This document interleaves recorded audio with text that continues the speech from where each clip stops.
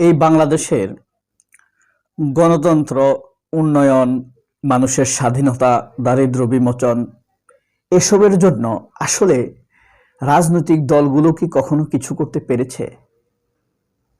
কোনো রাজনৈতিক দল ক্ষমতায় এসে হোক, ক্ষমতার বাইরে থেকেও খুব বেশি চমকপ্রদ মানুষের জীবন মানের পরিবর্তনের জন্য কোনো তেমন একটা ভূমিকা রাখতে পারে নাই।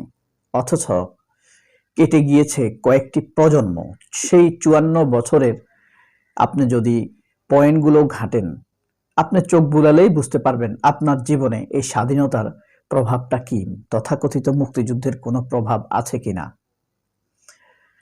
দেখবেন যে আসলে কেউ খুব একটা চমকপ্রদ কিছু দিতে পারেনি। আপনি জামায়াতের কথা ভাবেন, তারাও যে জাতিকে খুব বেশি কিছু দিতে পেরেছে তা নয়, তবে তারা জাতিকে যে যেতটুকু দিয়েছে তা কিন্তু উল্লেখযোগ্য। তা সরকারও পারে নাই আমার মনে হয়। যেমন আপনি ধরেন এই যে ইসলামী ব্যাংক, এটা জাতির জন্য কিন্তু একটা মাইল ফলক। মানে প্রত্যক্ষ পরোক্ষভাবে ইসলামী ব্যাংকের অ্যাকাউন্ট হোল্ডার কত, প্রায় এখন 2.5 কোটি মানুষ জামায়াতের উপরে, জামায়াতের এই কর্মকাণ্ডের উপরে আস্থা রেখেছে। এটা একটা বড় বিষয়।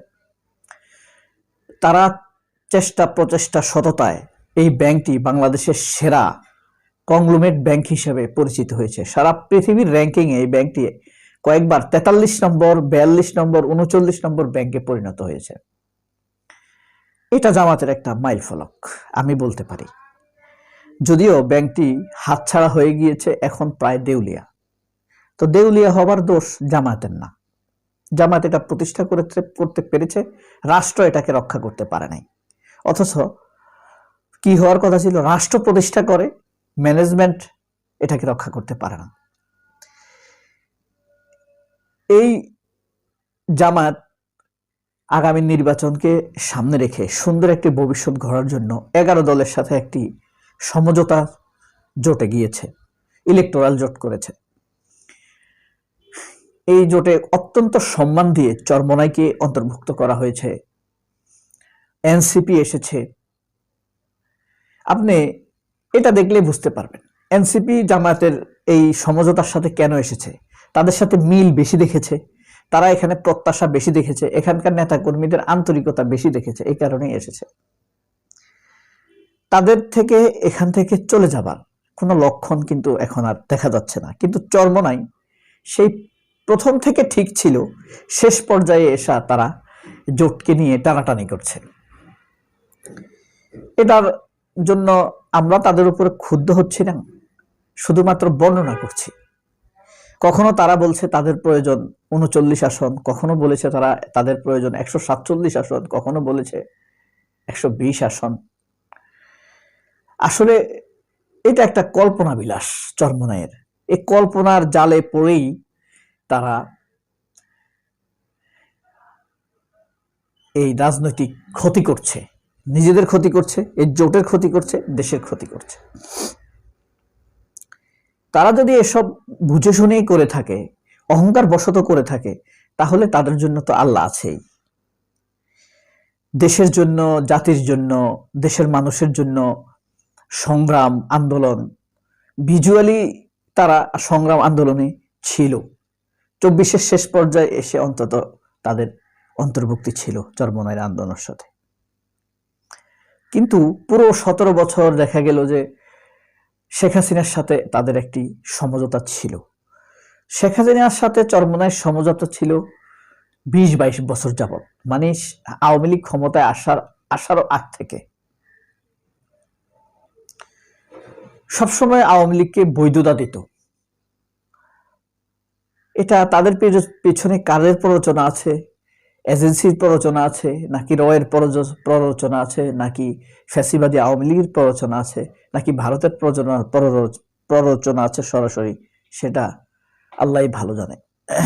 তবে এটার রাজনৈতিক শাস্তি যেমন তারা পাবে, ঠিক একইভাবে প্রকৃতির প্রতিশোধও তাদের উপরে আসবে। আমি সব সময় মনে করি আপনি কোনো বিচারকেই এড়িয়ে যেতে পারবেন না। এটাই হলো বাস্তবতা। আপনার উপরে যত জুলুম আসুক না কেন, বিচার হবেই হবে। আমরা অনেকে দেখছি না হতাশা প্রকাশ করে, হাদি হচ্ছেন, বিচার হচ্ছে না। এই দুঃখটা হলো রাষ্ট্র কোনো উদ্যোগ নিচ্ছে না, এটা হলো দুঃখ। কিন্তু যাদেরকে আপনি প্রেডিক্ট করতেছেন তারাই দায়ী। আপনারা প্রেডিক্ট করতেছেন কি? এটা পেছনে এজেন্সি আছে, এটার পেছনে ভারতীয় একটি শক্তি আছে, বাম রামের সমর্থন আছে, বিএনপির নীরবতা আছে। দেখবেন কোন এক সময় রাজনৈতিক ভাবে এরা প্রকৃতির প্রতিশোধের মুখোমুখি হবে, এখানে কোনো সন্দেহ নাই। চরমোনাইও তাই হবে। চরমোনাই কি ভেবেছে তারা কতটি আসন পাবে, এই আসনগুলো দিয়ে তারা জাতির কি উপকার করবে? ধরেন চরমোনাই 100টি আসনে জোরাজুরি করে জামায়াতের কাছ থেকে নিল, জোটের কাছ থেকে নিল। ধরেন তারা 10টি আসন জিতলো, 5টি আসন জিতলো, জিতার পরেও তারা এই জোটের সাথে টানা হেঁচড়া করবে, বিএনপির সাথে দর কষাকষি করবে। কিন্তু সেই সুযোগ কি আছে? মানুষের চিন্তা চেতনায় যে আমূল পরিবর্তন এসেছে, সেটা এই 3%, 2% ভোট দিয়ে তো আর ঠেকানো যাবে না। ইব্রাহিম আলাইহিস সালামের ঘটনা আপনাদের জানা আছে। যখন ইব্রাহিম আলাইহিস সালামকে আগুনে নিক্ষেপ করার জন্য চেষ্টা করছে, আগুনের প্রতি তো আল্লাহর নির্দেশ জারি হয়ে গিয়েছে, মিল্লাত আবিকুম ইব্রাহিম বাল হুয়া কুরআনুম মাজিদ ফি লাওহিল মাহফুজ। জাতির পিতা ইব্রাহিমের জন্য আল্লাহ বলছে না, আল্লাহ সেখানে ইব্রাহিম আলাইহিস সালামকে জাতির বাবা হিসাবে, পিতা হিসাবে সাব্যস্ত করেছেন। সেখানে সেই আয়াতের আশেপাশে কোনো এক আয়াতে বলেছেন আল্লাহ যে আগুন তুমি আমার ইব্রাহিমের জন্য শীতল হয়ে যাও, শান্ত হয়ে যাও, আরামদায়ক হয়ে যাও। তখন আরো আগুন কত আরামদায়ক হয়েছে জানেন? মানুষ সোফার মধ্যে এভাবে হাত বুলিয়ে বসে না, পিছনে হাত দিয়ে গায়ে এলিয়ে বসে না, আরাম করে দীর্ঘক্ষণ পেপার পড়ার পর, অনেকক্ষণ বই পড়ার পর একটু এলিয়ে বসে না, এরপর একটা চা খাবে। ইব্রাহিম আলাইহিস সালাম এরকম ঠেক দিয়ে বসেছেন।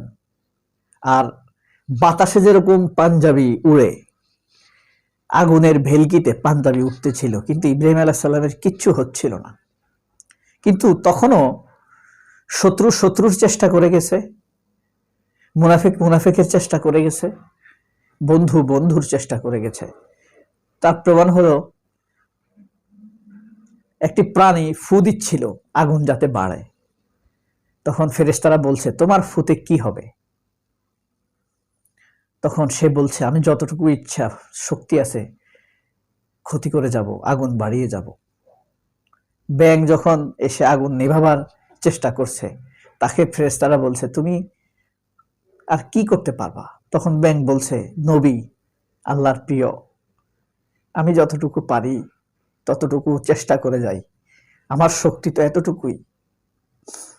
কত ভালোবাসা ইব্রাহিম আলাইহিস সালামের জন্য, আল্লাহর জন্য কত কৃতজ্ঞতা। এতটুকু কৃতজ্ঞতা কি চরমোনার নাই? অনুশোচনা বোধ নাই? কি করতেছে তারা? আপনারা কি বুঝতে পারেন? সবাই অনেক ভালো থাকবে।